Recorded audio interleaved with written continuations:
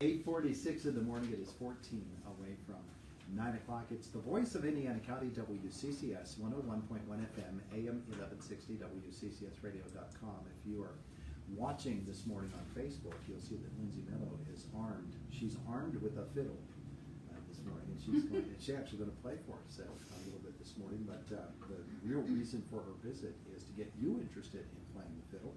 Our conversation with Lindsay Mello brought to you by Marcus & Mack, voted Best Personal Injury Law Firm in the Best of Indiana County contest. Marcus & Mack, a law firm representing injured people. How are you? Great. How are you doing? Wonderful, wonderful. So you actually are going to come on behalf of the Northern Appalachian Folk Festival. I am. And be the next in their series of speakers. Yes. And you're going to teach folks how to play. Yes, I am. I have been teaching violin and fiddle, which a lot of times that's a confusing point for some people. It's the same instrument. It's just the style that you play it, different genre. So fiddle players play folk music, Celtic music, bluegrass style music.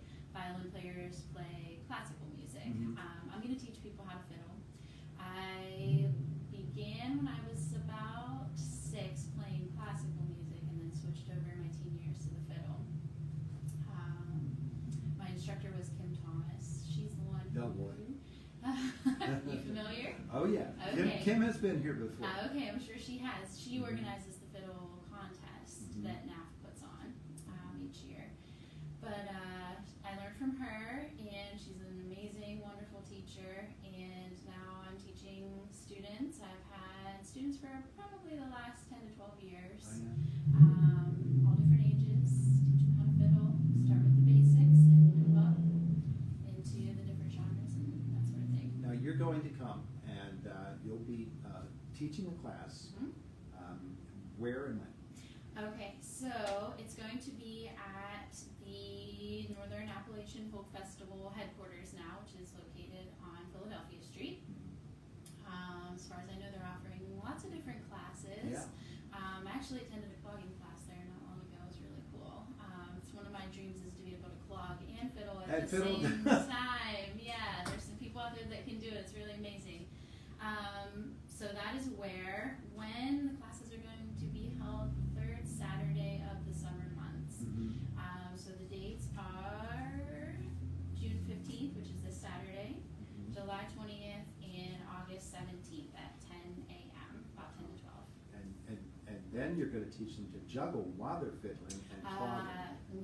No, probably not. You need 2 hands to fiddle. Okay. Okay, maybe some knee cymbals There or we something. go. Yeah.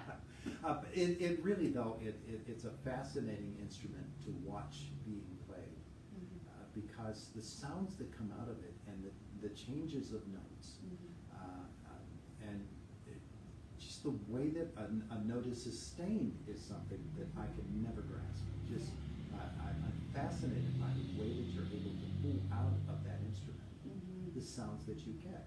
So when you're talking fiddling versus classical, are the techniques all that different, or is it just basically stylistic?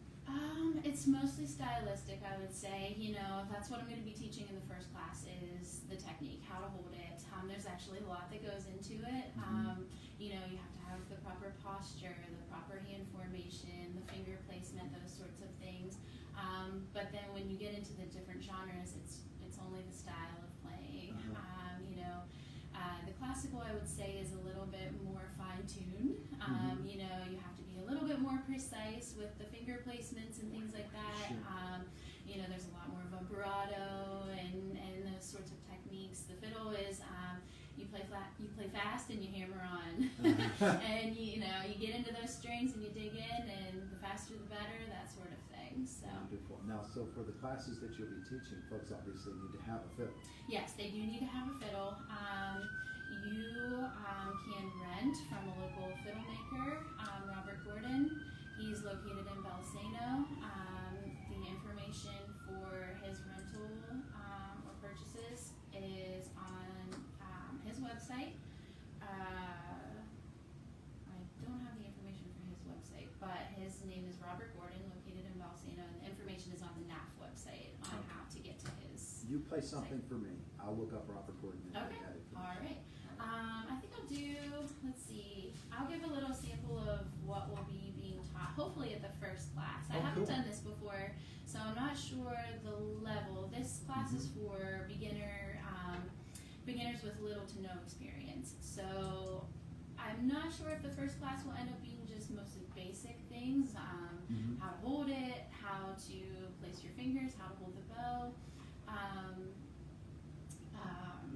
I definitely want to get into bowing techniques and styles, but hopefully we'll be able to get to an old folk tune called Old Joe Clark.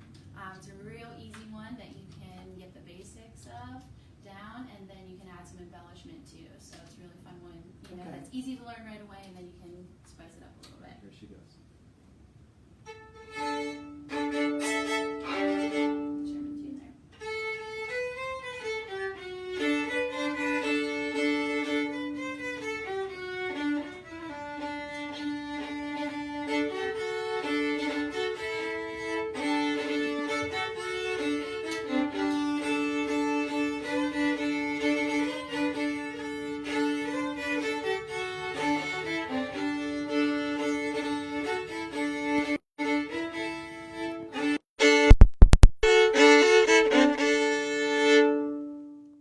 So that's a pretty Nice. easy, basic one that hopefully we'll be able to get to in the first class. Oh, that'd be nice. Yeah. And, when folks have success playing something like that, then obviously that gets them keyed up and they can't wait to get back into it. Yeah. Now, let me get you the website here. Okay. Robert Gordon is actually Robert Gordon III, and that's important here. So the website is Robert Gordon III for Robert Gordon III, Robert Gordon III violinmaker.com. Probably best if you just Google Robert Gordon Balsano. It'll come up. Yep. And his information is on the NAF website under the class information as well. Yeah. Nice. All right. So do people need to sign up for this class? Yes, they will need to register under the NAF website. I think it's listed under the events. You can click on the tickets tab. It's $15 per class. So there are 3 sessions, $15 each, or you can buy the bundle for $40 and get all 3 classes, which is really a good deal. Yeah. For someone that's looking to get some basic information, try it out, see if they like it, non-committal, it's just 3 Sure. classes, and it's also leading up right into the folk festival. So, if you work really hard over the summer, you could have a chance to enter into one of those fiddle contests. There you go. There you go. Yeah. Kim Thomas probably will have something to do with it. Kim Thomas is in charge of it. She's wonderful. They've been doing this for many years. And you don't have to have, you don't have to be an amazing, insane fiddle player to enter into the contest. It's just about getting people up on stage and having fun doing it. And the really cool thing about the fiddle contest is that at the end, everybody comes up. So you get to play in just like a jam type of session, and they call out the traditional tunes. And usually I made sure to pick a couple that would be ones that almost every fiddle player would know. So that, if you're ever in one of those traditional jam settings where they're calling out tunes, you can jump right in and say, yeah, I know that one. When I first heard a couple of years ago that they did things like this, and I think the Cookport Fair does something with Kim as well. Yep, they have and she's a done fiddle things for contest. years there. Yep. It fascinated me that there's a fiddle subculture here in Indiana County. It's pretty strong, isn't it? I think so, yeah. We have Robert Gordon, violin maker. There's another guy, Aaron Work. I think he's located here in town. He's another luthier, fiddle maker in town.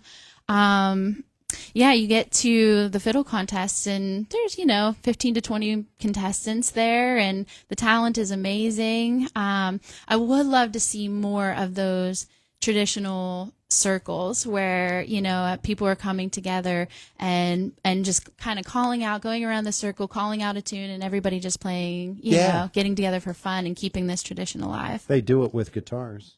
Yeah. Usually there are summer campfires where people are sitting around with guitars. Why not fiddles? Right, exactly. Or all the instruments. You can have guitars, fiddles, banjos, mandolins. I attended a folk college in Juniata a couple years back, and that was one of the biggest parts of the whole event was getting together for those jams and just learning new tunes and following along and learning to play by ear, that sort of thing. It's a lot of fun. You could sort of lose yourself over the course of a night. Oh, definitely. All of a sudden somebody looks up and it's 3:30 in the morning, Right, and that everybody's does still happen. there. Yeah, and everybody's wanting to play more. Yeah, they just don't want to stop. Right. So, class size, how many folks would you limit it to, or would you limit it? I would definitely limit it. I think 10 would be, the high side. I'd say anywhere from 5 to 10 would be a good class size.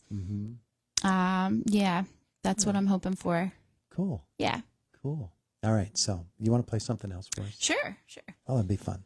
All right. So, I have another one that's just a basic beginner tune that I would hopefully like to offer either at the first or second class. So this one's called Boil the Cabbage Down. All these old tunes have really funny names. It's actually, boil the cabbage. So, you can imagine somebody playing the fiddle while somebody else is boiling Goes cabbage. right along with Appalachia. Exactly. Yeah. Very heritage kind of tune.